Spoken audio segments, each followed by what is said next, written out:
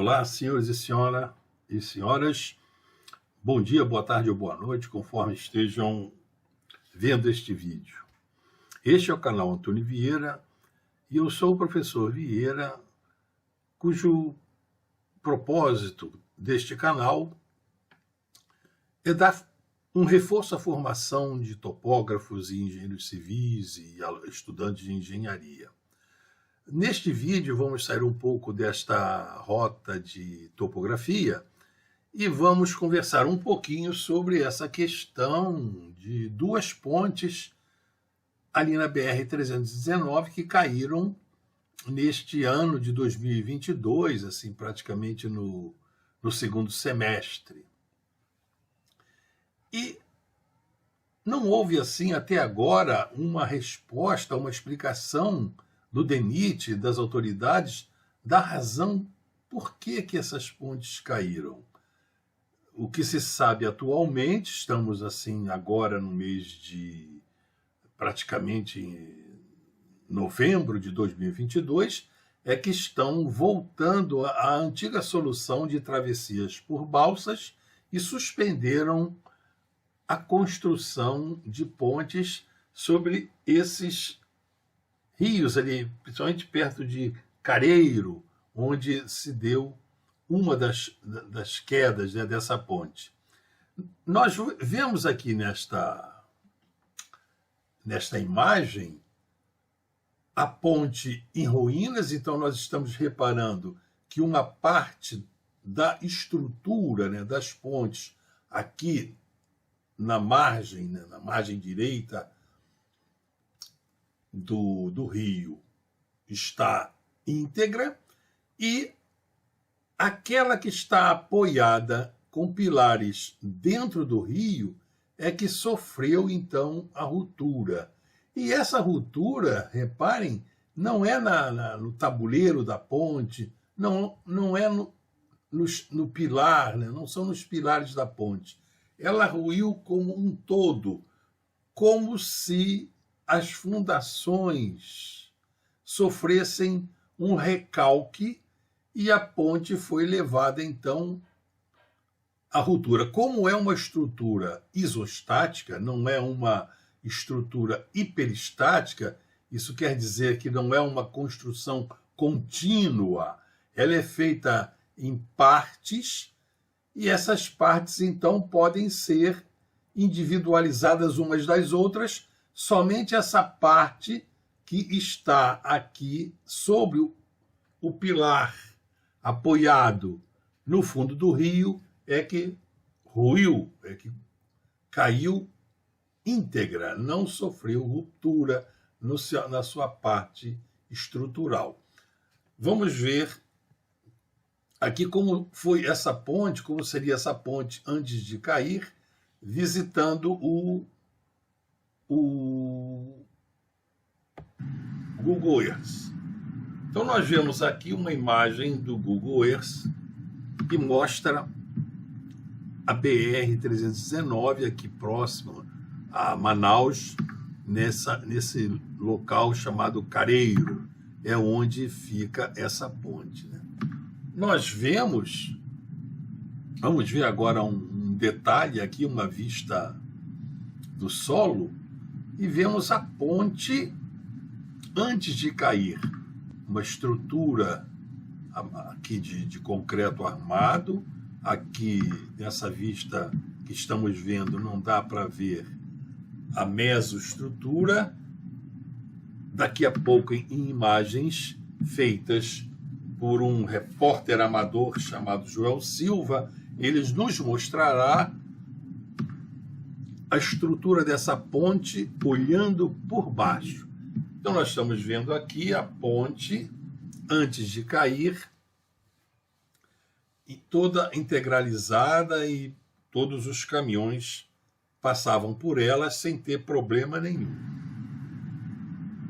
Reparem que a ponte, né, como toda a BR-319, ela avança, ela se localiza em região alagada. Nós estamos vendo assim, essa região alagada, e não é uma região propícia a localização de um traçado de uma ferrovia.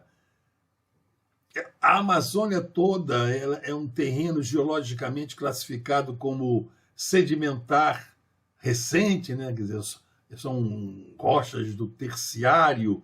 Então, o regolito aqui, essa camada sedimentar é muito espessa. Então, reparem que o traçado poderia ser feito por onde eu vou passar aqui o mouse, né? Poderia-se ter escolhido outros locais para que a estrada não passasse por essas zonas mais críticas.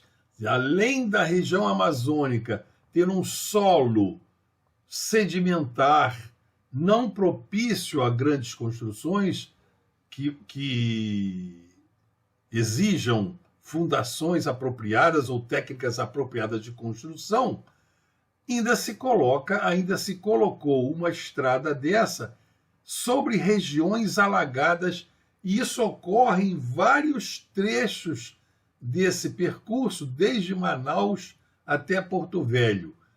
Por isso que, em épocas de enchente, essas partes sofrem uma elevação do nível d'água, e como o solo é argiloso, essa argila com grande teor de água, ela sofre uma perda da resistência ao cisalhamento, e não só o asfalto propriamente, né, o corpo da estrada rompe, assim como esses pilares, né, que estão sobre rios e no fundo dos rios vão sofrer esse recalque, conforme veremos a seguir. Então, depois que a ponte caiu, vamos ver como o Joel Silva, esse repórter amador, youtuber, que acompanha as dificuldades dos usuários na BR-319, como ele vai nos mostrar a mesoestrutura e a superestrutura vista por baixo. Vamos acompanhar esse pequeno vídeo do Joel Silva. Olha, vou dar uma mostrada mais uma vez aqui mais próximo, ok? O pessoal ali do DENIT, né? Também que não passou comigo. Vou passar por aqui devagar, que a terra toda rachada, pessoal. Terra toda rachada. Meu amigo Léo, um abraço pro meu amigo Léo, operador aí da PC. Aí, ó, fazendo aqui o caminho, né? Cama do gato. E os maquinários aqui trabalhando, né? Para que esse acesso seja liberado aí o quanto antes, pessoal. Isso mesmo, né? Aí, ó. Aqui é a estrutura da ponte que caiu. Reparem a superestrutura, como ela é formada, o tamanho das vigas metálicas, né? Viga na forma de I, metálica, de grande altura, de modo que, em termos de superestrutura, essa ponte jamais poderia cair, nos levando à conclusão que o problema é nas fundações e na natureza do subsolo, que é de um terreno sedimentar recente.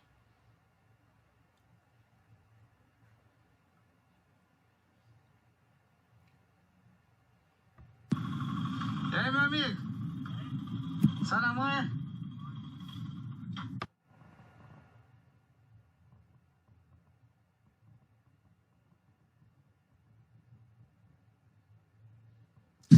Estou retomando aqui o fio da meada. Aqui é casa de caba pra caramba. Aí, ó, casa de caba. Veio ao chão. Ali tem até uma mesa de sinuca. Olha, pessoal, isso aqui tem mais ou menos 2 metros, ó. 1 metro... Não, acho que 1,80 m mais ou menos desse ferro aqui, ó. Aqui, ó.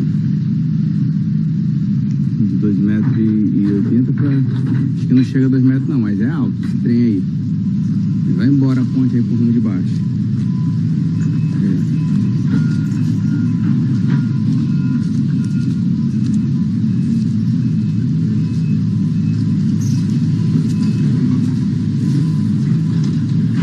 Reparem que a ponte ruiu Eu estive aqui por inteiro, ela não se quebrou. atrás, né, fazendo vídeo dessa ponte aqui e dela também aí, galera, olha.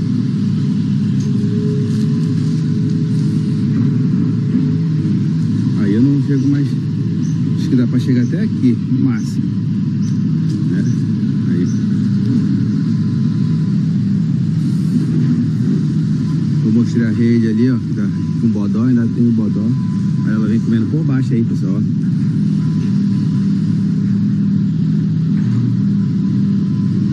Do outro lado. E é isso, vamos embora. Aí está, você viu aí por baixo aqui a ponte. Então tem uns dizeres bem aqui nessa ponte. Deixa eu tentar ver o que diz ali. Tá de cabeça para baixo.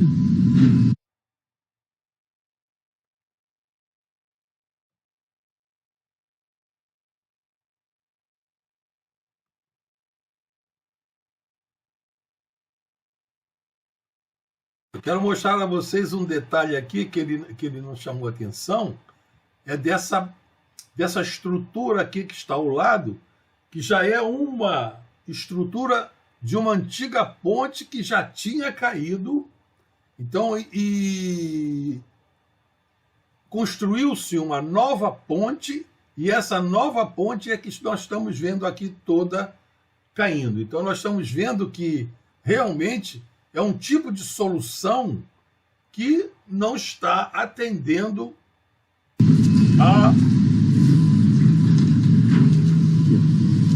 a necessidade aqui e vencendo os obstáculos da 10 dias região. atrás, né, fazendo vídeo dessa ponte aqui e dela também aí, galera, olha.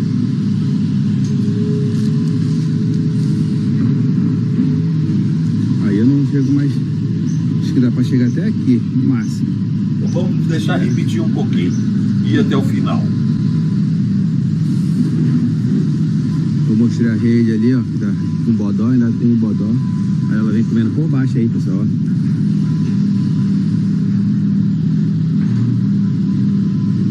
Lá do outro lado. E é isso, vamos embora. Aí está, você viu aí por baixo aqui a ponte. Então tem uns dizeres bem aqui nessa ponte. Deixa eu tentar ver o que diz ali. Tá de cabeça para baixo.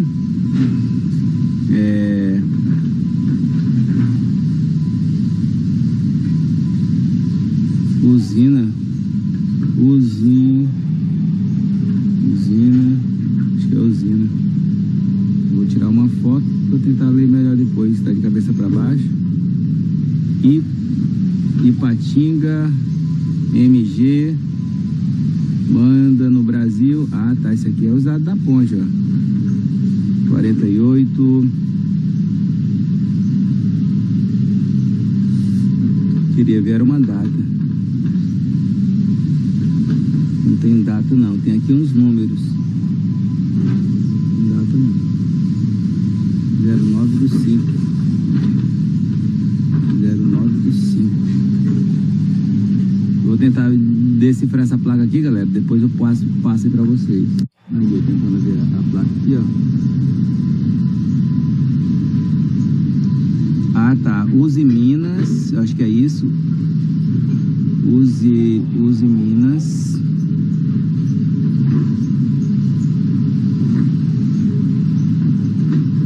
Aí tem um número, não dá pra ver muito bem. Aí, Ipatinga, Minas Gerais, mande no Brasil. 48 490 019. Aí tem 09/05. Aí tem ali 10 51 33 95/10.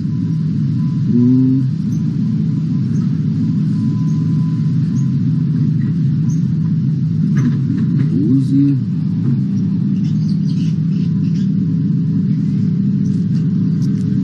Não tem data não. Mas tá tranquilo. É isso aí.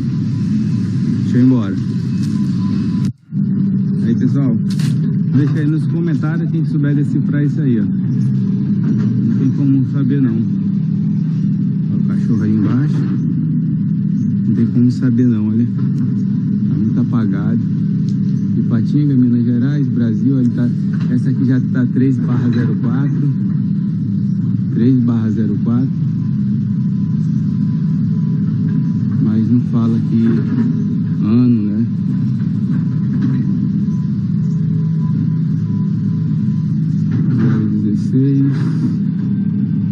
Não tem, mas provavelmente essa Ferrari aqui veio de Minas Gerais. Outra hora a gente dá uma olhada aqui, né? Imagens por baixo da ponte que caiu. Queria encontrar aqui alguns dizeres, alguma coisinha, né? De quando, ó, o que segurava a cabeça dela era isso aqui, pessoal, ó. Essa cabeça aqui ficava bem aqui, ó. Olha, ele descolou aí. Saiu levando, foi tudo. Meu Deus, queria uma placa. É uma estrutura em cima da cabeça, metálica, né? A estrutura dessa ponte aqui, vou te contar, muito boa. Agora é o seguinte, eu tô vendo ali, galera, tem uma placa, rapaz, bem ali, ó. Mas tá do lado da casa da caba. E agora? Essa caba aqui é aquela que quando ferra o cara fica com febre. Olha a placa, onde é que tá? Tá ali, ó. Usinas Mecânica Ipatinga, Minas Gerais. Fabricação. Oh, meu Deus. Ô, cabina. Tinha outro canto pra vocês fazerem essa casa, não? Olha, vocês estão vendo aí, galera, essa caba aí, ó. Ali do lado tá dizendo uma data. Em cima. Fabricação, né? Aí, Usinas Mecânica Ipatinga, Minas Gerais. Só que do lado tem um negocinho ali, que eu acho que é nada.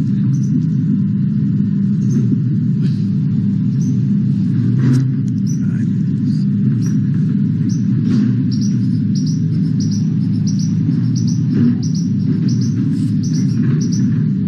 qualidade. Estamos vendo que é uma estrutura forte, uma solução isostática, não é hiperestática. Agora, a questão é que a solução das fundações é incompatível com essa não esqueça, galera, se inscreve aí no nosso canal, comenta, compartilha. Metálica. Agora, os obstáculos na construção de pontes na Amazônia são que os solos, né? O solo ali é sedimentar recente. Então, toda a Amazônia, ela geologicamente foi formada por erosão de material trazido lá dos Andes, e aquela bacia sedimentar foi, com o tempo, se consolidando, mas ainda não é um terreno que tenha resistência suficiente para aguentar o peso de estruturas como essa que nós vimos.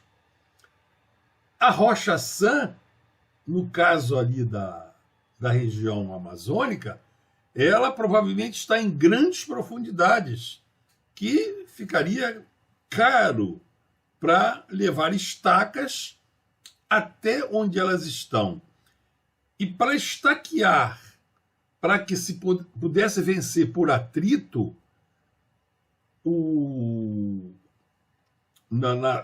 naquele solo, isso não funcionaria porque é um solo argiloso que, ao ficar completamente encharcado d'água, ele vira, vamos dizer assim, como tem o caso da areia movediça, vira uma argila movediça.